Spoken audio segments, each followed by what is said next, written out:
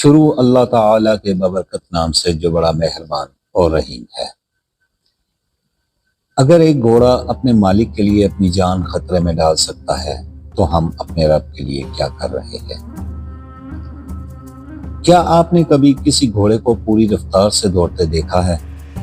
سانس پھولی ہوئی، نتنے پھیلے ہوئے، سینہ زور زور سے اٹھتا اور گرتا ہوا، مگر قدم رکنے کا نام نہیں لیتے۔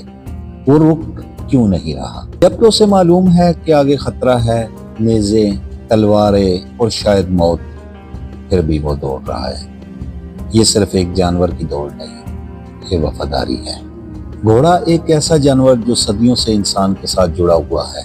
یہ صرف سواری نہیں، طاقت، رفتار اور وفاداری کی علامت رہا ہے۔ جنگ کے میدان ہوں یا لمبے سفر، گھوڑا ہمیشہ انسان کے شانہ بشانہ کھڑا رہا۔ اس کی آنکھوں میں ایک عجیب سی سمجھ ہوتی ہے اور دل میں ایک خاموش اطاعت۔ جب اسے دوڑنے کا حکم دیا جاتا ہے تو وہ صرف قدم نہیں بڑھاتا، وہ اپنی پوری قوت، پوری جان اس دوڑ میں لگا دیتا ہے۔ اسی غیر معمولی وفاداری اور بے مثال طاقت کی وجہ سے قرآن نے سورۃ العادیات کی ابتدا بھی گھوڑوں کی قسم سے کی ہے، اور یہی وہ منظر ہے جہاں سے گہرا سبق شروع ہوتا ہے۔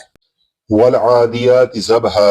جنگ کا شور اور اخلاق کی عدالت اللہ تعالیٰ فرماتا ہے، قسم ہے ان گھوڑوں کی جو ہانپتے ہوئے دوڑتے ہیں۔ لفظ ذبحن صرف سانس لینے کی آواز نہیں، یہ سینے کی گہرائی سے نکلنے والی وہ بھاری دباؤ والی دھمک ہے جو اس وقت پیدا ہوتی ہے جب جسم اپنی حد سے آگے جا چکا۔ یہ مکمل صلاحیت کی مطلوب شرح ہے۔ گھوڑا جانتا ہے کہ سامنے نیزے، تلواریں اور موت ہے، مگر وہ رک نہیں رہا۔ کیوں؟ کیونکہ اس کی پیٹھ پر بیٹھا ہوا مالک اسے ایڑی لگا رہا ہے۔ یہ وفاداری کی عمدہ مثال ہے۔ حکم ملے تو جان بھی حاضر۔ فالموریات قدحا۔ پنائی کی ٹکر اور چنگاریوں کا عالم۔ پھر قرآن منظر کو اور تیز کرتا ہے۔ پھر وہ جو سموں سے چنگاریاں نکالتے ہیں، یہ کوئی شاعرانہ مبالغہ نہیں، یہ رفتار کی طاقت ہے جو زمین سے ٹکرا کر حرارت بن جاتی ہے۔ رفتار، رگڑ، ٹکراؤ اور زمین سے نکلتی آگ۔ گھوڑا صرف دوڑ نہیں رہا، اپنی طاقت کو نچوڑ رہا ہے۔ یہ ہمیں سکھاتا ہے کہ وفاداری آدھی رفتار سے نہیں ہوتی، یا تو پوری شدت سے یا پھر نہیں ہوتی۔ فالمغیرات صبحا۔ اچانک حملہ اور اطاعت کی انتہا، پھر صبح کے دھندلکے میں چھاپا مارنے والے۔ رات بھر سفر کے بعد جب جسم آرام مانگ رہا ہو، اسی وقت حملہ، یہ وہ اطاعت ہے جو آرام کی سرحدوں سے بھی آگے نکل جائے۔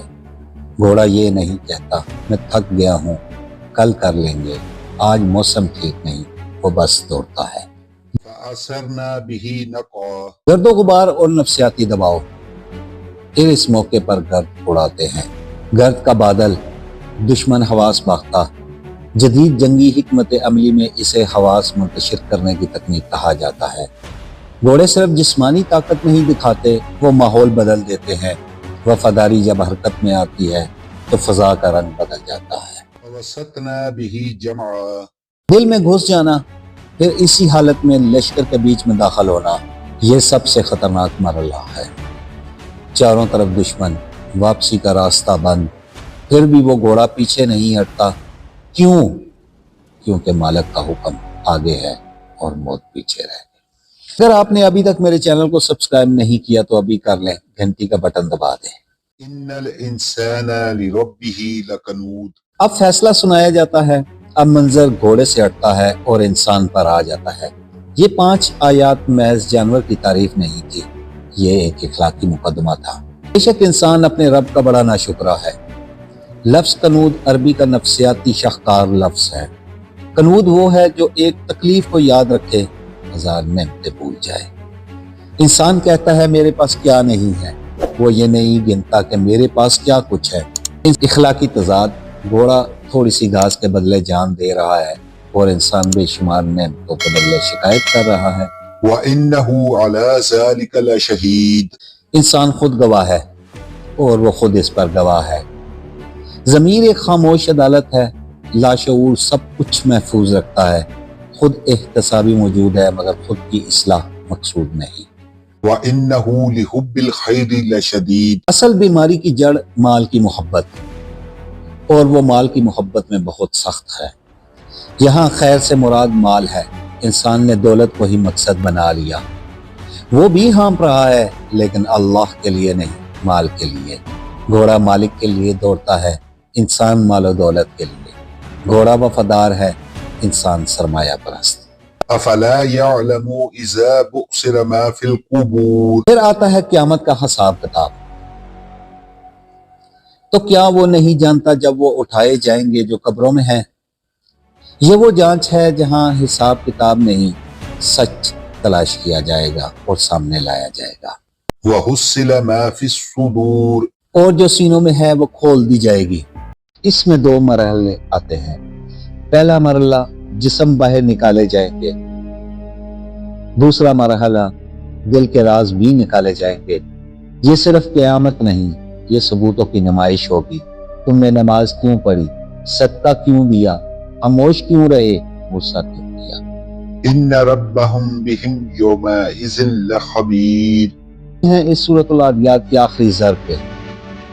بے شک آپ کا رب اس دن ان کی یقیناً خوب خبر رکھنے والا ہے۔ خبیر اندر کی خبر رکھنے والا، وہ صرف عمل نہیں دیکھے گا، نیت بھی دیکھے گا، ظاہر نہیں بلکہ باطن۔ سورۃ العادیات ہمیں ایک سادہ مگر لرزا دینے والا سوال دیتی ہے۔ اگر ایک گھوڑا معمولی مالک کے لیے اپنی جان خطرے میں ڈال سکتا ہے تو کیا انسان اپنے رب کے لیے اتنی وفاداری بھی نہیں دکھا سکتا جتنی ایک جانور دکھاتا ہے؟ ہم سب دوڑ رہے ہیں، سوال نہیں کہ ہم ہانپ رہے ہیں یا نہیں، سوال یہ ہے کہ ہم کس کے لیے ہانپ رہے ہیں۔ اگر ہماری دوڑ مال کے لیے ہے تو ہم قنوط نہ شترے ہیں، اگر ہماری دوڑ مالک کے لیے ہے تو ہم وفادار ہیں۔ بس گھوڑے سے سبق سیکھیے، اپنے مالک کو پہچانیے اور وفاداری کی دوڑ آج سے شروع کریں، اس سے پہلے کہ قبروں کا دروازہ کھل جائے۔ رحمت للعالمین رسول پاک صلی اللہ علیہ وآلہ وسلم کے گھوڑوں کے نام: الثقب، المرتجز، اللذاذ، اللہیب، الزریب، الورد، اصبہہ۔ یہی الورد میرا نبی جناب عمر بن خطاب رضی اللہ تعالیٰ عنہ کو تحفے میں دیتے ہیں۔ یہی المرتجز جب میرا نبی مولا علی کرم اللہ وجہہ کو تحفے میں دیتے ہیں تو خیبر لرزتا ہے، اور بعد میں یہی المرتجز کربلا میں امام الشہداء علیہ السلام کے ساتھ اپنی طاقت دکھاتا ہے۔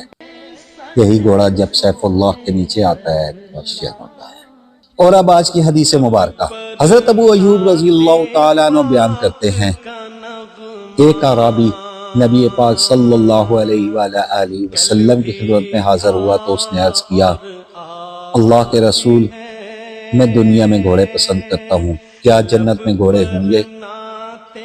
رسول اللہ صلی اللہ علیہ وآلہ وسلم نے فرمایا، اگر تجھے جنت میں داخل کر دیا گیا تو تجھے یاقوت کا ایک گھوڑا دیا جائے گا جس کے 2 پر ہوں گے، تجھے اس پر سوار کیا جائے گا، پھر تو جہاں چاہے گا وہ تجھے اڑا لے جائے گا۔ حدیث مبارکہ کے حوالہ جات میں ہے مصنف ابن ابی شیبہ 35124، مشکوٰۃ المصابیح 5643 اور رواہ الترمذی 2544۔ امید ہے آپ کو آج کی داستان پسند آئی ہوگی۔ چینل کو سبسکرائب کریں اور اپنی قیمتی رائے سے آگاہ کریں۔ آپ کا اپنا داستان گو، AHS سٹوری ٹیلر چینل۔ شکریہ۔ السلام علیکم ورحمۃ اللہ وبرکاتہ۔